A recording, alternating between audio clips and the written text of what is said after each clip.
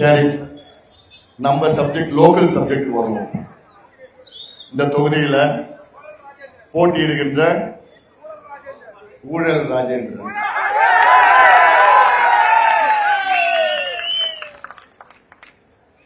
இவர ராஜேந்திரன், ஆனா அவர் பெயர் பனமரத்துப்பட்டி ராஜேந்திரன். பனமரத்துப்பட்டி ராஜேந்திரன் எம்பி, இது எம்எல்ஏ, இப்போ மந்திரியா இருக்கிறார். இவர் முதல்ல அமைச்சரா வந்ததற்கு காரணமே யாரு?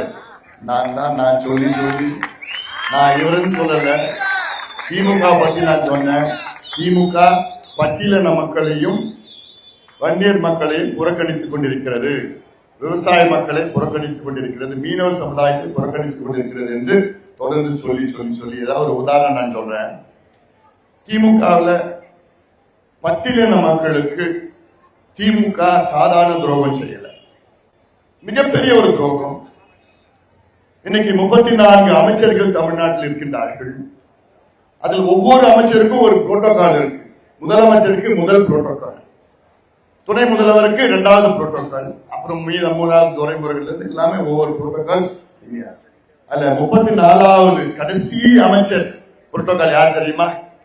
ஒரு பட்டியலினத்தை சார்ந்த கயல்வி. 32வது புரோட்டோகால் யாருன்னா மதிவேந்தன் என்று ஒரு பட்டியலினத்தை சார்ந்த ஒரு அமைச்சர். 30வது புரோட்டோகால் கணேசன் என்று சொன்ன பட்டியலினத்தை சார்ந்த ஒரு அமைச்சர். 34 பேர்ல கடைசி பட்டியலினம், அப்புறம் 32வது பட்டியலினம், அப்புறம் 30வது பட்டியலினம். அப்ப என்ன பட்டியலின மக்களுக்கு இவ்வளவு வன்மத்தோடு ஸ்டாலின் அவர்கள் இருக்கின்றார் என்றால் எதற்கு பட்டியலின மக்கள் திமுக வாக்களிக்கணும்? நான் கேட்கறது நியாயமா தானே கேட்கிறேன். நான் அதே இன்னைக்கு திருமாவளவன் அவர்கள் அந்த கட்சியில கூட்டணி சேர்ந்திருக்கார். அந்த கூட்டணியில அவருக்கு ஏதாவது மரியாதை இருக்கா? இல்ல. திருமாவளவன் அவர்கள் ஒடுக்கப்பட்ட மக்களுக்கு ஒரு தலைவர், அது மாற்று கருத்து கிடையாது. அவர் ஒரு தலைவர், எனக்கும் அவருக்கும் கருத்து வேறுபாடுகள் இருக்கலாம், ஆனால் ஒரு ஒடுக்கப்பட்ட மக்களுக்காக போராடுகின்ற ஒரு தலைவர்.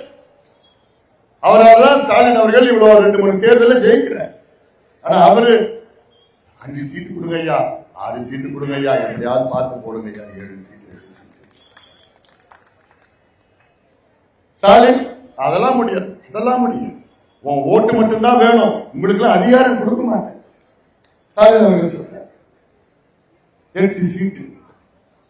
ஆனால் விஜயகாந்த் எதுக்கு கட்சி தொடங்கினார்? இந்த திமுகவை எதிர்த்து, இந்த திமுகவை அடியோடு அறுக்க வேண்டும், ஆட்சி அகற்ற வேண்டும், ஊழலை தடுக்க வேண்டும் என்று தொடர்ந்து விஜயகாந்த் அவர்கள். அந்த அம்மா பிரேமலதா திமுக அந்த அம்மாவுக்கு 10 சீட்டு ஒரு ராஜ்யசபா. ஆனா கஷ்டப்பட்டு இருக்கிற திருமாவளவன் அவர்களுக்கு 8 சீட்டு. என்ன நியாயம்?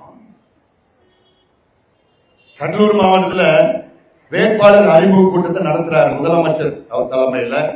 முதலமைச்சர் அவர் பேசுற நேரத்துல பிரேமலதா பேரை சொல்றாரு. அந்த அம்மா எழுந்து நின்று வணக்கம் வைக்கிறாங்க. அதே திருமாவளவன் அவர்கள் அறிமுகப்படுத்துறார், எம்ஆர்கே பன்னீர்செல்வம் அறிமுகப்படுத்துறார், அவர் எழுந்து நின்று வணக்கம் வைக்கிறாரு. பிரேமலதா அந்த அம்மா பேரை சொல்றாரு, அந்த அம்மா கால் மேல கால் போட்டு கால் அடிக்கிறாங்க. நல்லா வேணும் திருமாவளவன் அவர்கள். ஒரு மரியாதை இல்லாத கூட்டணியில போய் சேர்ந்திருக்கிறார். அதெல்லாம் சிந்தித்துப்பார். ஆனா பிரேமலதா அவர்கள் நம்ம கூட்டணிக்கு தான் வேலை செய்யறாங்க.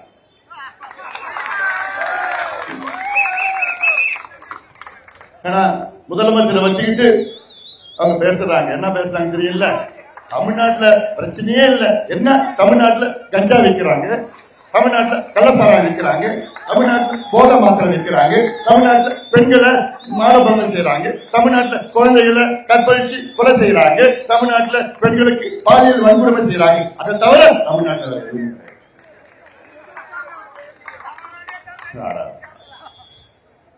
முதலமைச்சர் வச்சுக்கிட்டு செய்யறாங்க. ஆனா உண்மைதான், அவங்க சொல்றதெல்லாம்.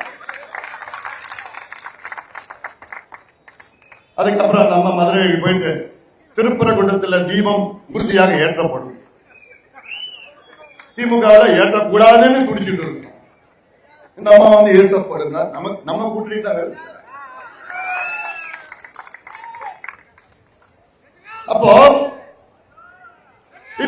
சரிப்பா, சரி உடனே நீதி இன்னொரு 3 நாள். நான் எதுக்கு இதெல்லாம் நான் சொல்ல வரேன்னா, இந்த 2 சமுதாயம் திமுக ஓட்டு மட்டும் போடணும், அடிமையா இருக்கணும், படிக்க கூடாது, குடியில அடிமையா இருக்கணும், போதையில அடிமையா இருக்கணும். வன்னியர்களுக்கு எடப்பாடி பழனிசாமி அவர்கள் 10.5 விழுக்காடு ஒதுக்கீட்டை கொடுத்தார். அதை கெடுத்தது ஸ்டாலின். இப்போ நான் ஏன் சொல்றேன்னா, இதெல்லாம் நான் சொல்ல உடனே ஸ்டாலின் அவர்கள் இப்போ திமுகவில் மொத்தம் 125 எம்எல்ஏக்கள் வச்சிருக்கிறாங்க.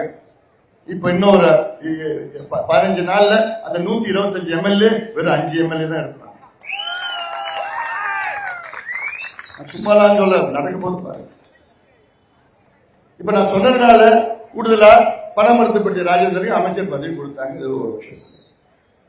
ஆனா இந்த ஒரு வருஷத்துல அடிச்சாரு பாரு கொள்ள, அது சாதாரண கொள்ள. உங்க வீட்டு எங்க வீட்டு கொள்ள.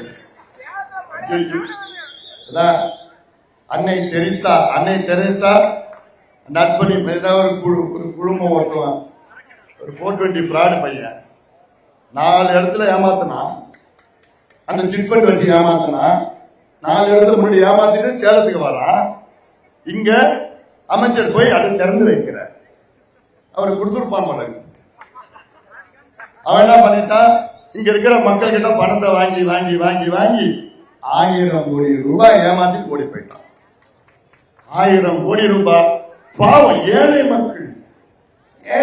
அவங்க வருமானம் எவ்வளவு? அவங்களுக்கு மொத்தமா ஒரு 6000 7000 8000. அந்த வருமானத்துல ஏதோ கொஞ்சம் சிட் ஃபண்ட் போட்டுக்கிட்டு பண்ணா ஒட்டுமொத்தமா ஏமாத்து. இவர்தான் அதை போய் திறந்து வைக்கிறார். ஏன் அவருக்கு தெரியாதா? காசு கொடுத்தா என்ன வேணா பண்ணிடுவார் அமைச்சர். ஆமா பண்ணுவார். இதுக்கு முன்னாடி எப்படி இருந்தாரு, இன்னைக்கு எப்படி இருக்கிறாருன்னு உங்களுக்கு தெரியும். இப்ப தோல்வி பயத்துல ஒரு ஓட்டுக்கு 5000 ரூபாய். என்னையா ஜனநாயகம், என்னையா நாயகம்? ஒரு ஓட்டுக்கு 5000 ரூபாய் பயத்துல. மத்த தொகுதியெல்லாம் திமுக எவ்வளவு கொடுக்குறான்? 2000 ரூபாய். நினைச்சு பாருங்க, தமிழ்நாட்டுடைய மொத்த வாக்காளர்கள் 5,75,00,000 பேர். ஒரு வாக்காளருக்கு 2000 ரூபாய் லஞ்சமா கொடுக்கிறாங்க உங்க வாக்குகளுக்கு. 5,75,00,000 வாக்காளர்களுக்கு எவ்வளவு? 12,000 கோடி. 12,000 கோடி இந்த 2 நாள்ல கொடுத்துட்டு இருக்கிறாங்க.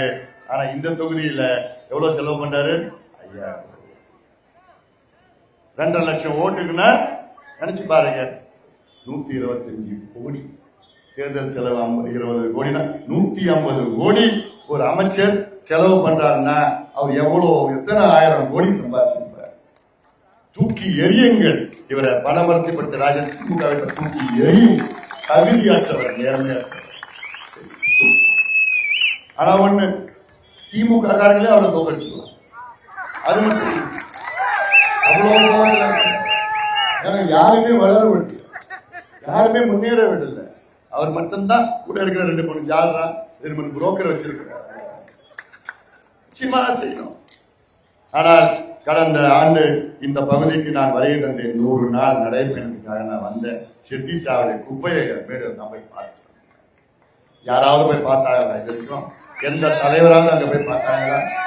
அந்த நாட்டத்துல நான் கிட்டத்தட்ட 2 மணி நேரம் அந்த பகுதிக்கு, செட்டி சாவடி பகுதியில இங்க இருக்கிற சென்னை சேலம் மாநகர குப்பை அத்தனையும் அங்க கொட்டி எரிச்சிட்டு இருக்கிறாங்க.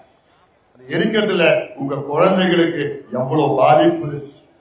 டயாக்சின், நைட்ரஸ் ஆக்சைடு, சல்பர் டை ஆக்சைடுல இருந்து அவ்வளவு விஷ வாயுகள். அதை சுவாசிச்சா கேன்சர்ல இருந்து என்னென்ன heart problem, lung problem, kidney problem, brain problem, எல்லா ப்ராப்ளம் வரும். ஒரு மருத்துவனா எனக்கு தெரியும். அதை எரிக்கக்கூடாது, குப்பையை கொட்டக்கூடாது. தீர்ப்புலாம் இருக்குது, நீதிமன்ற தீர்ப்பு இருக்கு. ஆனா இன்னும் கொட்டிட்டு இருக்கிறார். யார் தொகுதி? அமைச்சர். அமைச்சரால் தடுக்க முடியாதா? அதிகாரம் இல்லையா? அவர் தடுக்க மாட்டார், தடுக்க தெரியாது. அதனாலதான் நான் சொல்றேன், சதாசிவம் இங்க எம்எல்ஏ வந்தாரு, இங்க எடப்பாடி பழனிசாமி முதலமைச்சரா வருவார். நேரடியா அவர்கிட்ட போய் கேட்டு, ஐயா இந்த பகுதியில சின்ன சின்ன குழந்தைகள் எல்லாம் இருக்கிறாங்க, ஐயா இந்த குழந்தைகளை பாதுகாக்கணும்னா குப்பை எரிக்க கூடாது. இன்னொன்னு சொல்ல போனா அங்க எவ்வளவு பெரிய குவாரியில அவ்வளவு தண்ணி, நல்ல தண்ணி, தண்ணிக்கு வேற எங்கேயும் போத்தாவில. 100 நாள் நடைபயணம் நான் வந்தேன். அப்ப பார்த்தேன் சரபங்கா நதி, திருமணிமுத்தார் நதி, கண்ணங்குறிச்சி ஏரி, எவ்வளவு பெரிய ஏரி. வெள்ளக்காரன் காலத்துல அந்த ஏரி அவ்வளவு பெரிய ஏரியை உருவாக்கி அங்க இருக்கின்ற சுவையான ஏற்காடு தண்ணி, இதை விட ஒரு சுவையான தண்ணி உலகத்திலே கிடையாது, உலகத்திலே கிடையாது. நீங்க எல்லாம் கையில வெண்ணெய் வச்சுட்டு நெய் கிடைக்கும். மேட்டூர் தண்ணி வேணும், மேட்டூர் தண்ணி வேணும். மேட்டூர் தண்ணி சாக்கடை, பெங்களூர் கழிவு, ரசாயன கழிவு, திட கழிவு, அப்படியே பச்சை கலர்ல அவ்வளோ. நான் போயிருக்கிறேன், நான் அந்த தொகுதி எம்பியா நான் இருந்திருக்கேன், எனக்கு தெரியும். ஆனா சரபங்கா நதி அவ்வளோ தண்ணி, சுவையா தண்ணி. திருமணிமுத்தார், சேலத்துக்கு வந்த உடனே திருமணிமுத்தார் பெருமிக்க சாக்கடையாக இதெல்லாம் மாற்றி அமைக்கணும். எவ்வளவு திட்டங்கள் உறுதியா நம்ம செய்வோம். எந்த தைரியத்துல நான் சொல்றேன், எடப்பாடி பழனிசாமி அவர்கள் முதலமைச்சராக வருகின்றனர்.